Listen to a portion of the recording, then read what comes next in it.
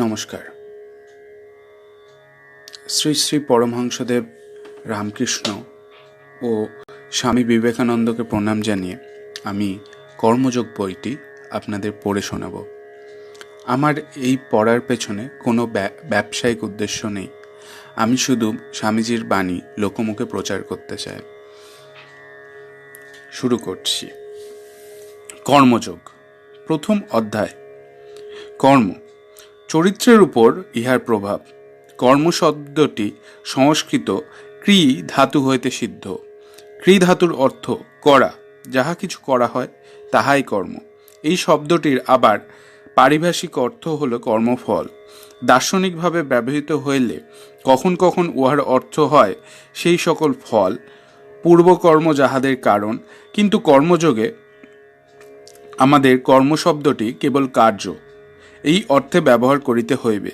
সমুদয় মানবজাতির চরম লক্ষ্য জ্ঞান লাভ। প্রাচ্য দর্শন আমাদের নিকটে এই একমাত্র লক্ষ্য ব্যতীত অন্য কোনরূপ লক্ষ্যের কথা বলেন নাই। সুখ মানুষের চরম লক্ষ্য নহে, তা হল জ্ঞান। সুখ আনন্দ এই সকলের তো শেষ হইয়া যায়। সুখী চরম লক্ষ্য মনে করা মানুষের ভ্রম। জগতে আমরা যত দুঃখ দেখিতে পাই তাহার কারণ মানুষ অজ্ঞের মতো মনে করে সুখই আমাদের চরম লক্ষ্য। কালে মানুষ বুঝিতে পারে সে সুখের দিকে নয়, জ্ঞানের দিকে ক্রমাগত চলিতেছে। সুখ দুঃখ উভয়ই তাহার শিক্ষক। যে শুভ হইতে যেমন অশুভ হইতেও তদ্রূপ শিক্ষা পায়। সুখ দুঃখ যেমন তাহার আত্মার উপর দিয়া চলিয়া যায়, অমনি তাহার উপর নানাবিধ চিত্র রাখিয়া যায়। আর এই চিত্র সমষ্টি বা সংস্কার সমষ্টির ফলকেই আমরা মানব চরিত্র বলি। কোনো ব্যক্তির চরিত্র লইয়া আলোচনা করিয়া দেখো, বুঝিবে উহা প্রকৃতপক্ষে তাহার মনের প্রবৃত্তি, মনের প্রবণতা সমূহের সমষ্টি মাত্র। তুমি দেখিবে তাহার চরিত্র গঠনে সুখ দুঃখ উভয় সমান উপাদান। তাহার চরিত্রকে এক বিশেষ রূপে ছাঁচে ঢালিবার পক্ষে ভালো মন্দ উভয়েরই সমান অংশ আছে। কোনো কোনো স্থলে বরং দুঃখ সুখ হইতে অধিক শিক্ষা দিয়াছে দেখা যায়। জগতের সমুদয় মহাপুরুষগণের চরিত্র আলোচনা করিলে দেখা যায় অধিকাংশ স্থলে দুঃখ সুখ অপেক্ষা তাহাদিগকে অধিক শিক্ষা দিয়াছে। দারিদ্র ধন হইতে অধিক শিক্ষা দিয়াছে। প্রশংসা হইতে নিন্দারূপ আঘাতই তাহাদের অভ্যন্তরীণ জ্ঞানাগ্নির প্রস্ফুরণে অধিক পরিমাণে সাহায্য করিয়াছে। এই জ্ঞান আবার মানুষের অন্তর্নিহিত, কোনো জ্ঞানই বাহির হইতে আসে নাই, সবই ভিতরের। আমরা যে বলি মানুষের জ্ঞানে, ঠিক মনোবিজ্ঞানের ভাষায় বলিতে হইবে আবিষ্কার করা। মানুষ যাহা শিক্ষা করে প্রকৃতপক্ষে উহা আবিষ্কার করে। ডিসকভার শব্দের অর্থ অনন্ত জ্ঞানের খনিস্বরূপ নিজ আত্মা হইতে আবরণ সরিয়া লওয়া।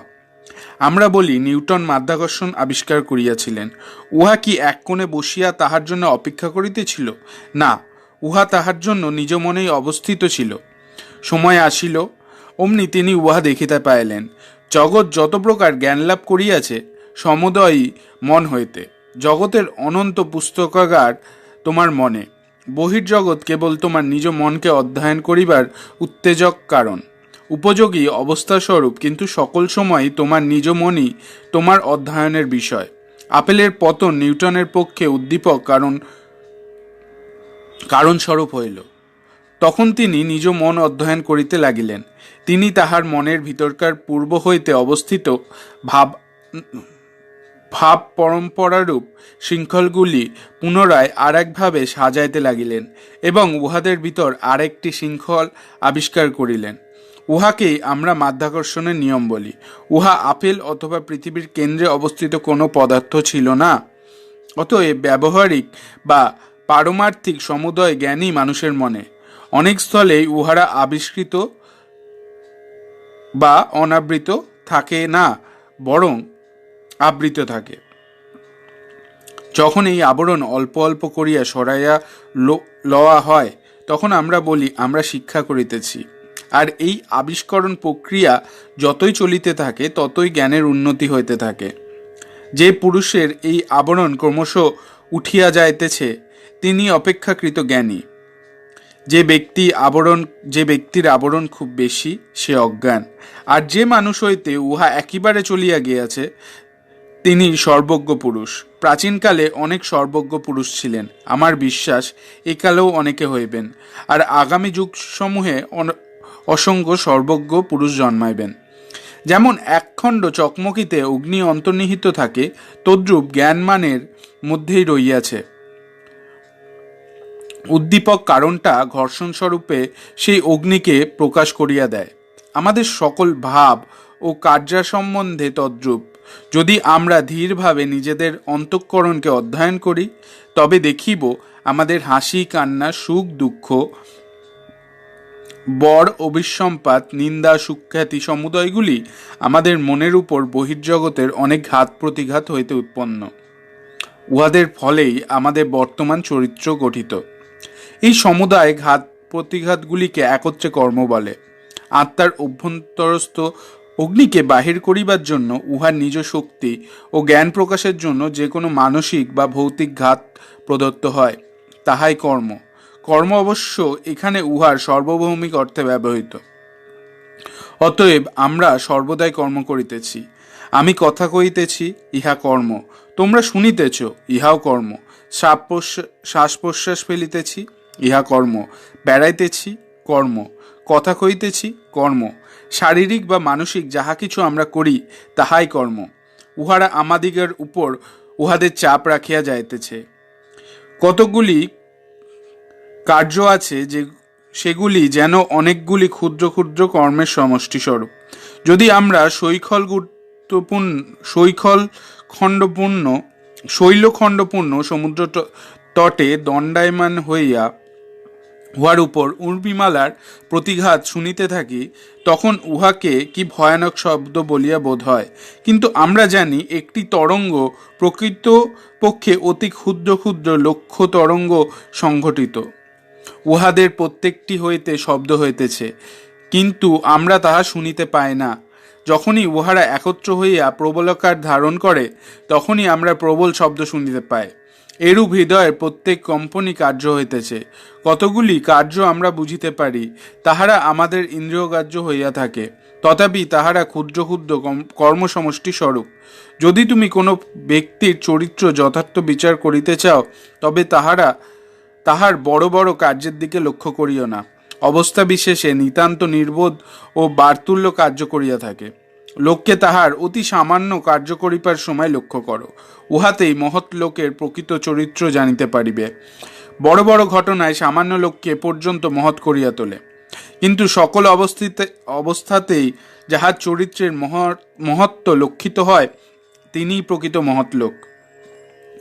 মানুষকে যত প্রকার শক্তি লইয়া নাড়াচাড়া করিতে হয়, যে কর্মের দ্বারা মানুষের চরিত্র গঠিত হয়, তাহাই তন্মধ্যে সর্বাপেক্ষা প্রবলতম শক্তি। মানুষ যেন একটি কেন্দ্র, জগতের সমুদয় শক্তি তিনি নিজের দিকে আকর্ষণ করিয়া লইতেছেন। এই কেন্দ্রকেই উহাদিগকে গলাইয়া মিশাইতেছেন। তারপর খুব প্রবল একটা তরঙ্গাকারে উহাদিগকে বাহির প্রক্ষেপ করিতেছেন। সেই কেন্দ্রই প্রকৃত মানুষ, যিনি সর্বশক্তিমান, সর্বজ্ঞ, আর তিনি তাহার নিজের দিকে সমুদয় জগৎকে আকর্ষণ করিতেছেন। ভালো মন্দ, সুখ দুঃখ সবই তাহার দিকে চলিয়াছে, গিয়া যেন তাহার চতুর্দিকে জড়াইতেছে। তিনি তাহাদের মধ্য হইতে চরিত্র নামক মহাশক্তি গঠন করিয়া লইয়া উহাকে বহির্দেশে প্রক্ষেপ করিতেছেন। যেমন তাহার ভিতর গ্রহণ করিবার শক্তি আছে, তদ্রূপ বাহিরে প্রক্ষেপ করিবার শক্তিও আছে। এক্ষণে ভাবিয়া দেখুন, আমরা জগতে যত প্রকার কার্য দেখিতে পাই, মনুষ্য সমাজে যত প্রকার গতি হইতেছে, আমাদের চতুর্দিকে যে সকল কার্য হইতেছে, উহারা কেবলমাত্র চিন্তার প্রকাশ মাত্র, মানুষের ইচ্ছার প্রকাশ মাত্র। যন্ত্রসমূহ, নগর, জাহাজ, যুদ্ধজাহাজ সবই মানুষের ইচ্ছার বিকাশ মাত্র। এই ইচ্ছা আবার চরিত্র হইতে গঠিত, চরিত্র আবার কর্ম গঠিত। যেমন কর্ম ইচ্ছার প্রকাশও তদরূপ। জগতে যত প্রবল ইচ্ছাশক্তি সম্পন্ন মহাপুরুষ জন্মেছেন, তাহাদের সকলেই কঠোর কর্মী ছিলেন।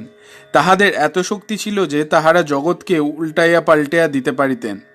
এই শক্তি তাহারা যুগে যুগে নিরবিচ্ছিন্ন কর্মের দ্বারা লাভ করিয়াছিলেন।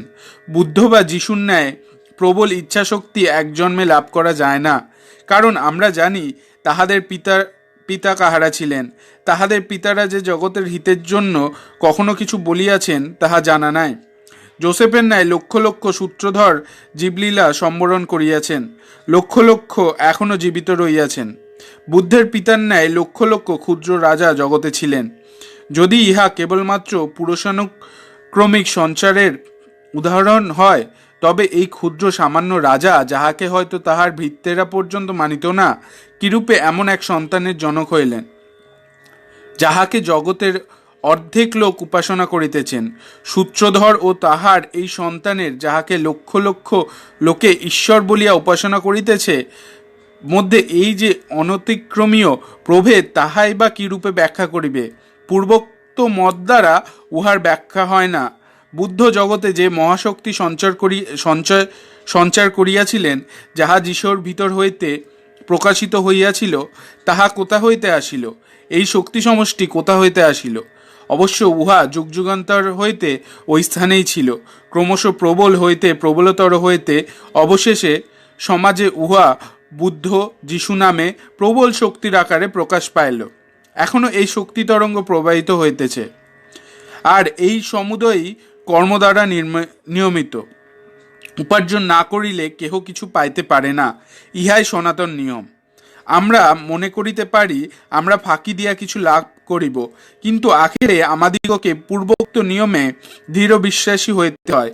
কোন লোক সমুদায় জীবন ধনী হইবার চেষ্টা করিল, সে সহস্র সহস্র ব্যক্তিকে প্রতারণা করিল, কিন্তু সে অবশেষে দেখতে পায় যে সেই সমস্ত ধনভাগের প্রকৃত উপযুক্ত নহে।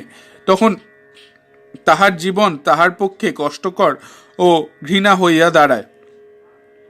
আমরা আমাদের শারীরিক ভোগের জন্য অসংখ্য ধন সংগ্রহ করিয়া যাইতে পারি, কিন্তু প্রকৃতপক্ষে আমরা যাহা নিজ কর্মের দ্বারা উপার্জন করি, তাহাতেই আমাদের অধিকার। একজন নির্বোধ জগতের সকল পুস্তক ক্রয় করিতে পারে, কিন্তু সেগুলি তাহার পুস্তাগারে কেবল পড়িয়া থাকিবে মাত্র। সে যেগুলি পড়িবার উপযুক্ত সেগুলি পড়িতে পারিবে, আর এই অধিকার কর্ম হইতে সমুৎপন্ন। আমাদের কর্মই আমাদের কিসের অধিকারী, কোন বস্তুই বা আমরা নিজের ভিতর গ্রহণ করিতে পারি, তাহা নির্ণায়ক। আমাদের বর্তমান অবস্থার জন্য আমরা দায়ী, আর আমরা যাহা হইতে ইচ্ছা করি তাহা হইবার শক্তিও আমাদের আছে।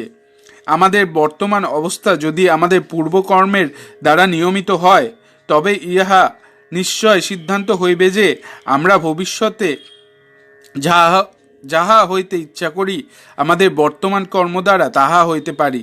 অতএব আমাদের কিরূপ কর্ম করিতে হইবে জানা উচিত। তোমরা হয়তো বলিবে, কর্ম কি করিয়া করিতে হয়, তাহা আবার শিখিবার প্রয়োজন কি?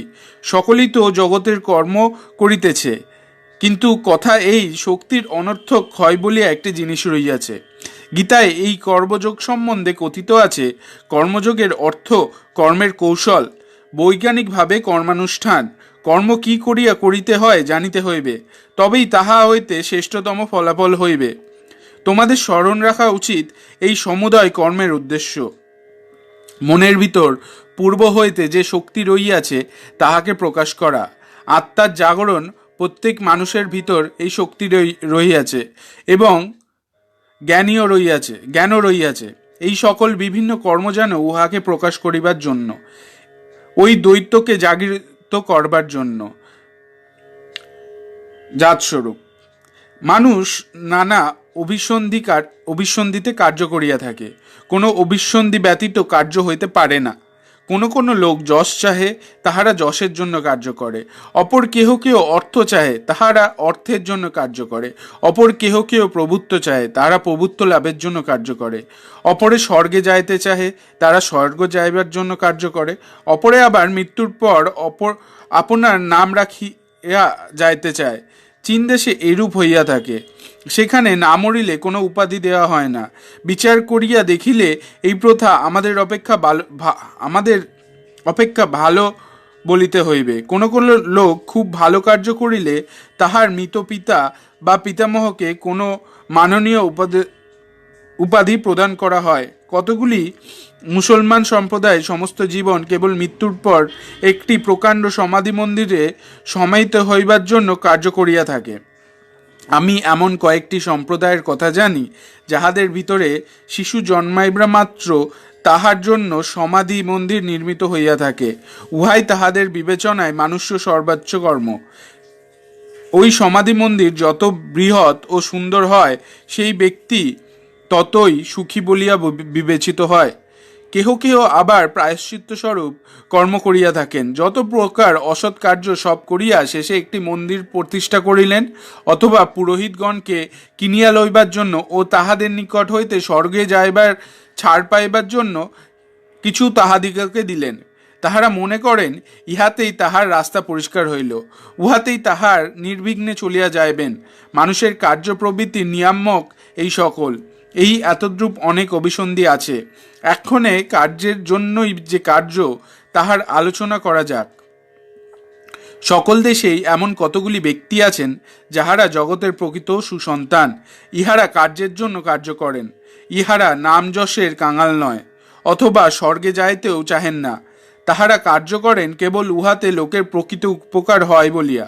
আবার অপর কতগুলি লোক আছেন, তাহারা আরও উচ্চস্তর অভিসন্ধি লইয়া দরিদ্র দিগের উপকারও মানুষ্যজাতিকে সাহায্য করিতে অগ্রসর হন।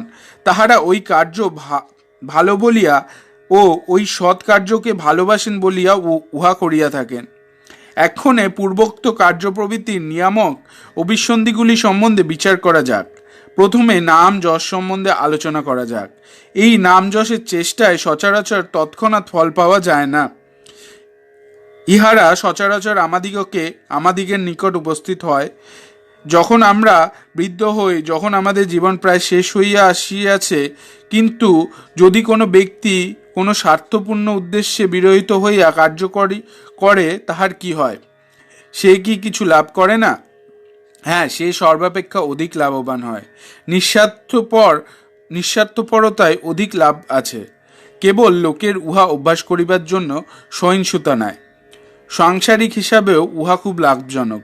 প্রেম, সত্য, নিঃস্বার্থপরতা এগুলি নীতি সমন্বীয় আলঙ্কারিক বর্ণনা নহে।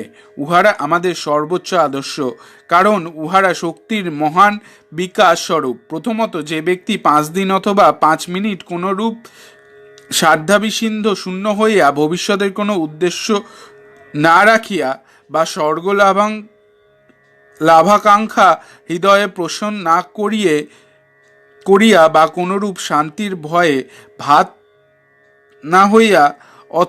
না হইয়া অথবা এরূপ কোনো বিষয় চিন্তা না করিয়া কার্যত করিতে পারেন, তিনি মহাপুরুষ হইয়া যান। ইহা কার্যে পরিণত করা অতি কঠিন।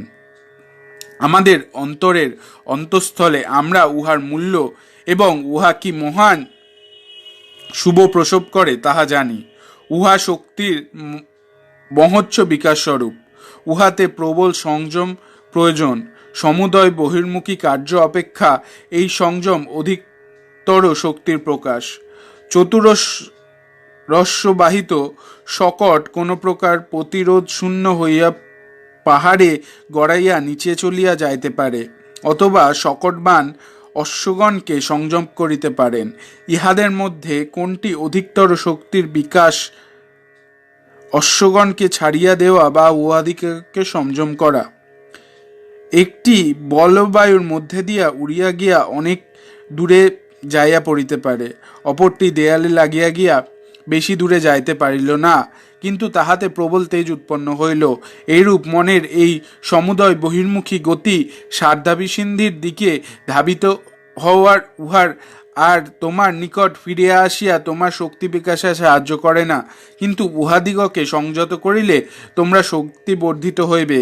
সংযম হইতে মহান ইচ্ছাশক্তি উৎপন্ন হইবে। উহা এমন এক চরিত্র সৃষ্টি করিবে, যাহার ইঙ্গিতে জগৎ বেশ পরিচালন করিতে। অজ্ঞলোকে এই রহস্য জানে না, তাহারা জগতের উপর প্রভুত্ব করিতে চায়। নির্বোধ লোকে জানে না যে যদি কিছুদিন অপেক্ষা করে সে সমুদয় জগৎ শাসন করিতে পারে। কিন্তু দিন অপেক্ষা করো, এই অজ্ঞানসুলভ জগৎ শাসনের ভাবকে সংযম করো। ওই ভাব সম্পূর্ণ চলিয়া গেলেই তুমি জগৎ শাসন করিতে পারিবে। মানুষের সামান্য 2-4 টাকা লাভের আশায় ধাবিত হয় এবং উহা লাভের জন্য নিজ প্রতিবাসীকে ঠকাইতে দ্বিধাবোধ করে না, কিন্তু যদি সে ওই লাভটুকু সংযম করিতে পারে, কিছুদিনের মধ্যে তাহার চরিত্র এরূপ গঠিত হইবে যে সে 1,00,000 টাকা চায় তাহাও অনায়াসে লাভ করিতে পারবে। কিন্তু আমরা কি নির্বোধ? আমাদের মধ্যে অনেকেই যেমন অনেক পশু কয়েক পদ অগ্রে কি আছে তাহার কিছুই জানিতে পারে না, তদ্রূপ অল্প কয়েক বৎসর পরেই কি ঘটিবে তাহা কিছুই অনুমান করিতে পারে না। আমরা যেন একটু ক্ষুদ্র বৃত্তের মধ্যে আবদ্ধ, আর উহাই আমাদের সমুদয় জগৎ। আমরা উহার অতীত আর কিছুই দেখিতে পাই না, তজ্জন্যই অসাধু ও দুর্বৃত্ত হইয়া পড়ি। ইহা আমাদের দুর্বলতা, শক্তিহীনতা। কিন্তু অতি সামান্য কর্মকেও ঘৃণা করা উচিত নহে। যে স্বার্থপর অভিসন্ধি ব্যতীত অন্য কোনো উচ্চতর অভিসন্ধিতে কার্য করিতে অক্ষম, যে স্বার্থপর অভিসন্ধিতেই নাম যশের জন্যই কার্য করুক, কিন্তু মানুষের সর্বদাই উচ্চ হইতে উচ্চতর অভিসন্ধিযুক্ত হইতে এবং ওই অভিসন্ধিগুলি কি তাহা বুঝিতে চেষ্টা করা উচিত। কর্মই আমাদের অধিকার, ফল নহে। ফল যাহা হইবার হোক, উহার সহিত কোনো সম্পর্ক রাখিও না। ফলের জন্য কে আকাঙ্ক্ষা করে? কোনো লোককে সাহায্য করিবার সময় সেই ব্যক্তির ভাব তোমার প্রতি কিরূপ হইবে, সেই বিষয়ের মনে কোনরূপ চিন্তাকে স্থান দিও না। উহা বুঝিবার জন্য চেষ্টাও করিও না। তুমি যদি কোনো মহৎ বা শুভ কার্য করিতে চাও, তবে ফলাফলের দিকে লক্ষ্য করিও না। আবার এইরূপ কার্য সম্বন্ধে আরেকটি কঠিন সমস্যা আসিয়া পড়ে। তীব্র কর্মশীলতার প্রয়োজন। আমাদের সর্বদাই কর্ম করিতে হইবে। আমরা 1 মিনিটও কর্ম না করিয়া থাকিতে পারি না। তবে মানুষের বিশ্রাম কোথায়?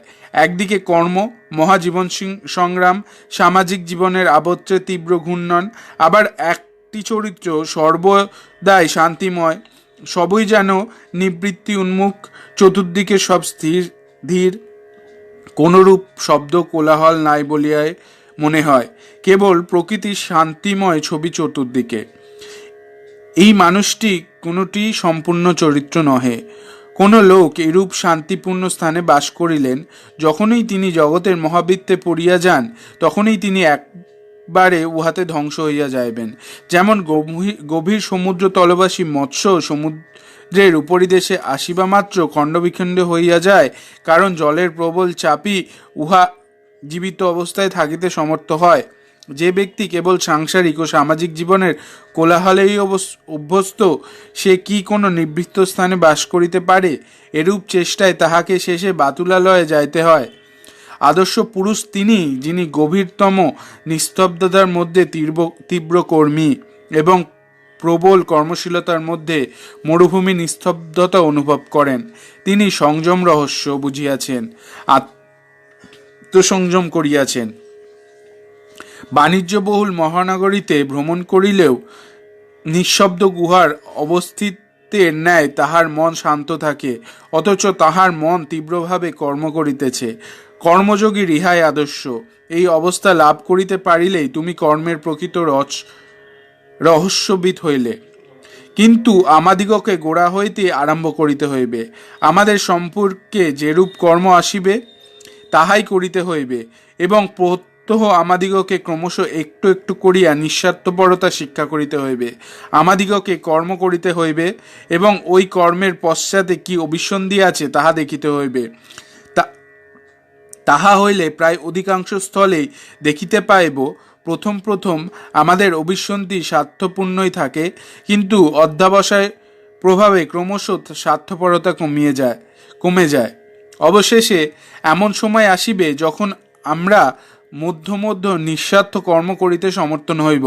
তখন আমাদের আশা হইবে যে জীবনের পথে ক্রমশ অগ্রসর হইতে হইতে কোনো না কোনো সময়ে এমন একদিন আসিবে যখন আমরা সম্পূর্ণ নিঃস্বার্থ হইতে পারিব, আর যে মুহূর্তে আমরা ইহাতে সক্ষম হইব, সেই মুহূর্তে আমাদের শক্তি এক কেন্দ্রভূত হইবে এবং আমাদের অভ্যন্তরস্থ জ্ঞান প্রকাশিত হইবে।